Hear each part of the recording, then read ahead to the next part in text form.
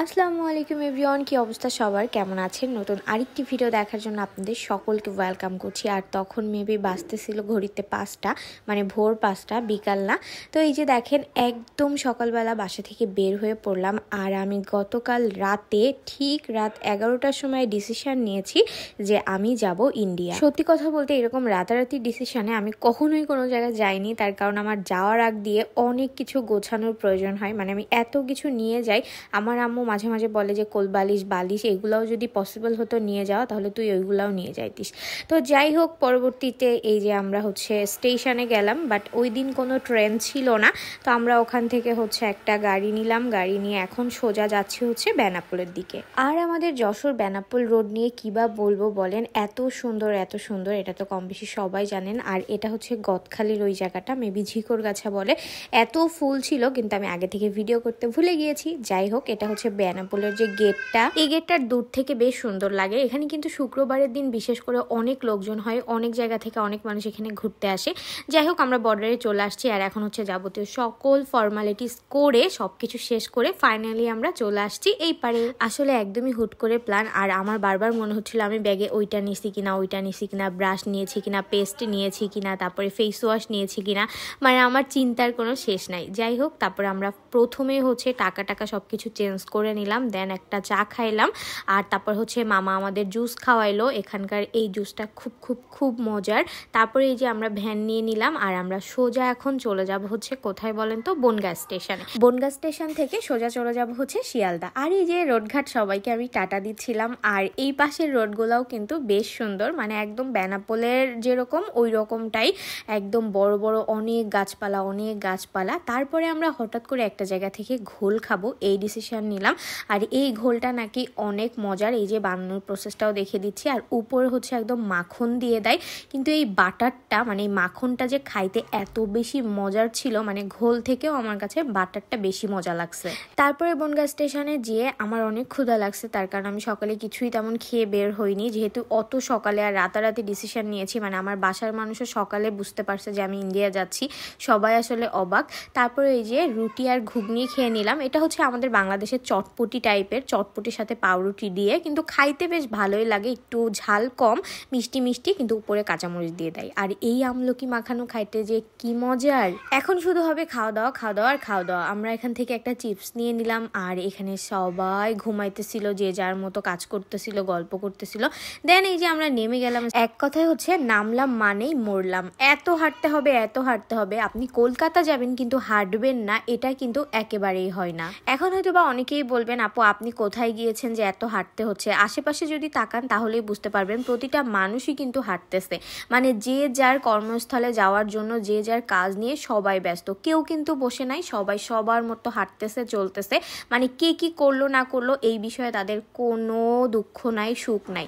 তারপরে যেখান থেকে নাকফল খাইলাম, এটা আমার খুবই ভালো লাগে। আর আমরা কিন্তু ফাইনালি চলে আসছি আমাদের গন্তব্যে। এই নাকফলটা আমি খেয়েছিলাম, আবার পার্সেলও নিয়ে আসছিলাম, মানে বসে বসে খাবো সেই জন্য। তারপরে এই যে আমরা কাজ করতেছি, বের হচ্ছি, ঘুরতেছি, ফিরতেছি, হাঁটতেছি। আর এটা বড় মসজিদ, এটাই আমি আপনাদেরকে দেখাচ্ছিলাম। আপনারা কে কোথা থেকে আমার ভিডিও দেখছেন আমাকে জানাবেন। সারাদিন তো ভাত তরকারি কিছুই খাইনি, তখন বাজে মনে হয় একদম বিকাল। তখন আমরা ডাল কাবাব আর ভাত খেয়ে নিলাম। আর এই যে দেখেন, আমার ব্যাগে সবসময় এরকম ওষুধ স্টকে থাকে, কারণ আমার প্রচুর রকমের মাইগ্রেনের প্রবলেম আছে, তার সাথে সাথে আমার অ্যাজমার প্রবলেম আছে। তো সবকিছু মিলিয়ে আমার ওষুধ মানে ব্যাগে নিয়ে ঘুরতে হয়। এর ভেতরে আরো অনেক কিছুই খাইলাম, ফল খাইলাম, তারপরে চা খাইলাম। আর দূর থেকে এই আঙ্কেল তার ছাগলটাকে এত বেশি আদর করতেছিল, মানে দেখেন এত ভালো লাগছে যে আমি জিনিসটা ভিডিও করছি। হাত পা টিপে দিচ্ছিল, গা চুলকায় দিচ্ছিল, তারপর পানি খাওয়াচ্ছিল, ফল খাওয়াচ্ছিল, মানে অনেক আদর করতেছিল, দেখেই ভালো লাগতেছিল। পরবর্তীতে আমরা ট্যাক্সি দিয়ে নিলাম। তার কারণ বলেন কি? তার কারণ আমরা নিউ মার্কেটের এদিকে যাব, কারণ আমাদের হোটেল এখনো আমরা নেইনি। আমাদের টুকটাক যে কাজগুলো ছিল, যেহেতু আমরা বেশ সকালবেলা বের হইছি, আমরা সকালে পৌঁছে গিয়েছিলাম। তো এই যে চলে আসছি নিউ মার্কেটে, আর অলরেডি হোটেলও নিয়ে নিয়েছি। আমি সবসময় গেলে আরামবাগে থাকি, এটা মার্কিউরি স্ট্রিটে। এই হোটেলটার এখন ভাড়া ছিল 1000 রুপি। আর এই সেম হোটেলে, এই সেম রুমেই আমি আগেও থেকেছি 1500 রুপি দিয়ে, কারণ এখন একদমই লোকজন নাই। ওদের সিজনে ওরা খুব ব্যবসা করে নেয়। তারপর ওই যে সন্ধ্যাবেলা আমরা বের হইলাম, একটু নিউ মার্কেট ঘুরবো ফিরবো, এদিক ওদিক যাব। আর আমি বারবার বলতেছিলাম যে আমি যে এখন ইন্ডিয়া, এটা আমি কাউকে বিশ্বাস করাইতে পারবো না, কারণ সবাই জানে আজকে আমার অনেকগুলো কাজ ছিল, তো সবার কাছ থেকে কাজের ছুটি নিয়ে ম্যানেজ করে দেন আমি চলে গিয়েছি রাতারাতি একদম ইন্ডিয়া। পরে এই যে হাঁটতেছিলাম, ঘুরতেছিলাম, ফিরতেছিলাম, পরে গেলাম কোথায় বলেন তো? শ্রীলেদারে। এখানে তো যাইতেই হবে। শ্রীলেদারে এত কম দামে এত সুন্দর সুন্দর জুতা পাওয়া যায়, মানে দেখলেই মাথা নষ্ট হয়ে যায়। তাদের ব্যাগের কালেকশনও কিন্তু খুব ভালো। আমি কিন্তু এবারও 3টা জুতা আর 2টা ব্যাগ নিয়ে এসেছি। আর এই যে বের হয়ে দেখি ঝুম বৃষ্টি হচ্ছে, মানে বেশ জোরে বৃষ্টি হচ্ছিল। আর এবার কলকাতা গিয়েও বৃষ্টি, যেগুলো আপনারা পরবর্তী ভিডিওতে দেখতে পারবেন, একদম হাঁটু পর্যন্ত পানি। এইরকম বৃষ্টির ভেতরে তো একটু এরকম ডালের বড়া খাইতেই হয়, তাই না? সাথে যদি থাকে এরকম মজাদার চাটনি, তাহলে তো কথাই নাই। এই যে বৃষ্টির ভেতরে একদম গরম গরম চুলা থেকে উঠিয়ে দিল ডালের বড়া। এই ছোট ছোট ডালের বড়াগুলো কিন্তু অনেক বেশি মজার কলকাতার। কারা কারা খেয়েছেন অবশ্যই কিন্তু কমেন্ট করবেন। দেখেন পুরা সব কিছু ভিজা একদম, আর তখন কিন্তু বিদ্যুৎও চমকাচ্ছিল।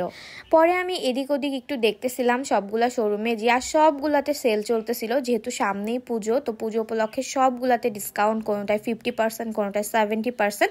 কিন্তু ওইভাবে কেনাকাটা করিনি, আবার চলে আসছি শ্রীলেদারে। এটা হচ্ছে নিউ মার্কেটের ভেতরে এই যে বড় শ্রীলেদার্সটা, ওইটা।